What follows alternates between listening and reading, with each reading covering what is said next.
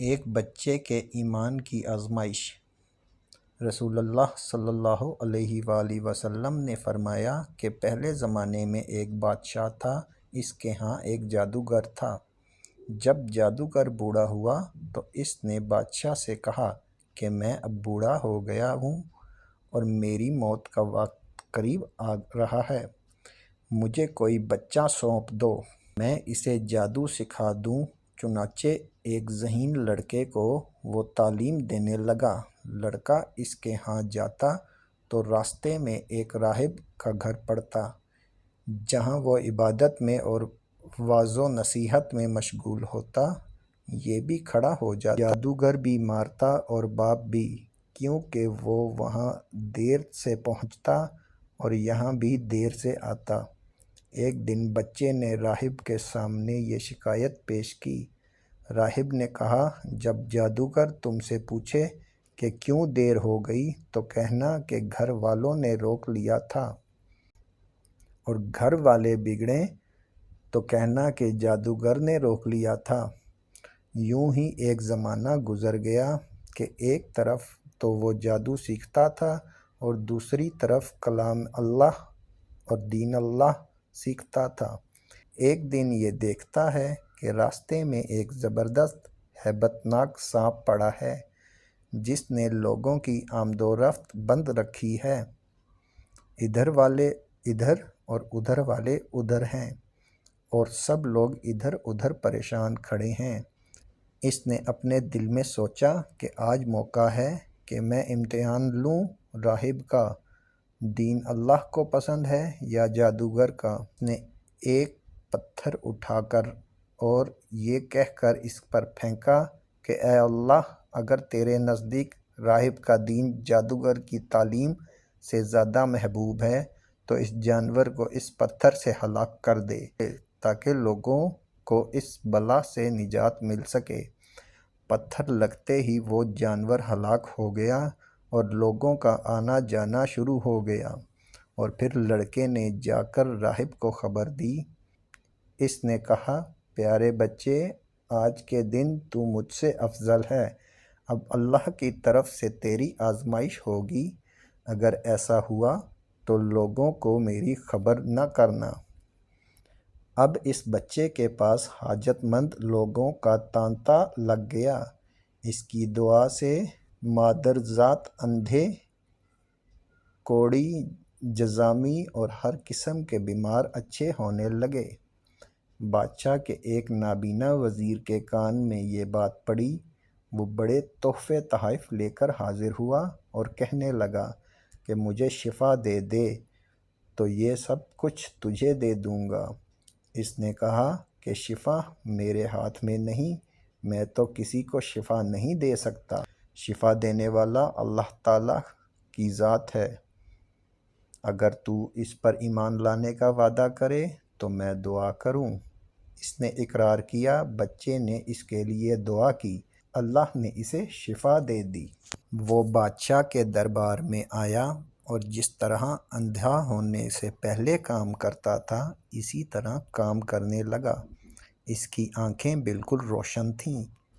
بادشاہ نے حیران ہو کر پوچھا کہ تجھے آنکھیں کس نے دیں؟ اس نے کہا، میرے رب نے۔ نہیں، میرا اور تیرا رب صرف اللہ ہے۔ اب بادشاہ نے اس کی مار پیٹ شروع کر دی اور طرح طرح کی تکلیفیں دیں، اور پوچھنے لگا، تجھے یہ تعلیم کس نے دی؟ آخر اس نے بتایا کہ میں نے اس بچے کے ہاتھ پر اسلام قبول کیا ہے۔ اس نے اسے بلایا اور کہا کہ اب تم جادو میں کامل ہو گئے ہو، اندھوں کو دیکھتا اور بیماروں کو تندرست کرنے لگے ہو۔ اس نے کہا، غلط ہے، میں کسی کو شفا نہیں دے سکتا ہوں، نہ جادوگر ہوں، شفا اللہ کے ہاتھ میں ہے۔ وہ کہنے لگا، اللہ تو میں ہی ہوں۔ اس نے کہا، ہرگز نہیں۔ بادشاہ نے کہا، پھر تو میرے سوا کسی اور کو رب مانتا ہے؟ تو اس نے کہا کہ میرا اور تیرا رب اللہ ہے۔ اس نے اب اس بچے کو طرح طرح کی سزائیں دینا شروع کر دیں۔ یہاں تک کہ راہب کا پتہ لگا لیا اور راہب کو بلا کر کہا کہ اسلام کو چھوڑ دے۔ اس نے انکار کیا تو بادشاہ نے اسے آرے سے چروا دیا۔ پھر اس نوجوان سے کہا کہ تو بھی دین اسلام سے پھر جا۔ اس نے بھی انکار کیا تو بادشاہ نے اپنے سپاہیوں کو حکم دیا کہ اسے فلاں پہاڑ کی چوٹی پر لے جاؤ، وہاں پہنچ کر بھی اگر دین سے باز آ جائے تو اچھا ہے، ورنہ وہیں سے لڑکا دیں۔ چنانچہ سپاہی اسے پہاڑ کی چوٹی پر لے گئے۔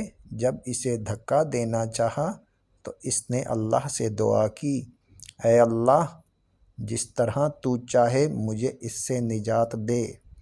اس دعا کے ساتھ ہی پہاڑ ہلا اور سب سپاہی نیچے گر گئے، صرف وہی بچہ ہی باقی بچا رہا۔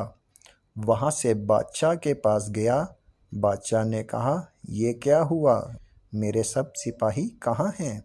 بچے نے کہا، اللہ نے مجھے بچا لیا، وہ سب ہلاک ہو گئے۔ بادشاہ نے اپنے دوسرے سپاہیوں کو حکم دیا کہ اسے کشتی میں بٹھا کر لے جاؤ اور سمندر میں پھینک آؤ۔ یہ لوگ اسے لے کر چلے۔ بیچ سمندر کے پہنچ کر جب اسے پھینکنا چاہا تو پھر وہی دعا کی، اے اللہ، جس طرح تو چاہے مجھے ان سے بچا۔ دعا کے ساتھ ہی موج اٹھی اور سارے کے سارے سپاہی سمندر میں ڈوب گئے، صرف وہی بچہ باقی بچا۔ پھر وہ بادشاہ کے پاس آیا اور کہنے لگا، میرے رب نے مجھے بچا لیا، اور اے بادشاہ، تو چاہے کتنی تدبیریں بھی کر لے، تو مجھے ہلاک نہیں کر سکتا۔ صرف ایک صورت ہے، جس طرح میں کہوں اگر تو اس طرح کرے تو میری جان نکل سکتی ہے۔ اس بچے نے کہا، تمام لوگوں کو ایک میدان میں اکٹھا کرو اور میرے تیر کو میری کمان پر چڑھا اور پھر کھجور کے تنے پر مجھے سولی چڑھا۔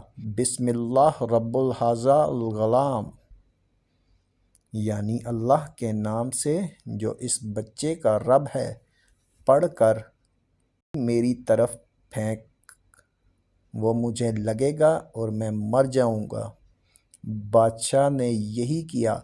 تیر بچے کی کنپٹی میں لگا۔ اس نے اپنا ہاتھ اس جگہ رکھ لیا۔ چاروں طرف سے یہ آوازیں بلند ہونے لگیں، ہم اس بچے کے رب پر ایمان لائے۔ یہ حال دیکھ کر بادشاہ کے ساتھی بڑے گھبرائے اور کہنے لگے، ہم نے اس بچے کی ترکیب سمجھی ہی نہیں، دیکھیے اس کا اثر کیا پڑا، سب لوگ دین اسلام میں داخل ہو گئے۔ ہم نے تو اسے اس لیے قتل کیا تھا کہ کہیں اس کا مذہب پھیل نہ جائے، لیکن جو ڈر تھا سامنے آ ہی گیا اور سب مسلمان ہو گئے۔ ان میں لکڑیاں بھرو اور آگ لگا دو، جو اس دین سے پھر جائے چھوڑ دو اور دوسرے کو اس میں پھینک دو۔ بادشاہ نے کہا، اچھا یہ کرو کہ تمام محلوں اور راستوں میں خندقیں کھدواؤ۔ مسلمانوں نے صبر شکیب اور سہارے کے ساتھ آگ میں جلنا منظور کیا اور اس میں کودنے لگے۔ البتہ ایک عورت جس کی گود میں دودھ پیتا چھوٹا سا بچہ تھا، ذرا جھجکی، تو اس بچے کو اللہ نے بولنے کی طاقت دی۔ اس نے کہا، اماں کیا کر رہی ہے؟ تم تو حق پر ہو، صبر کرو اور اس میں کود پڑو۔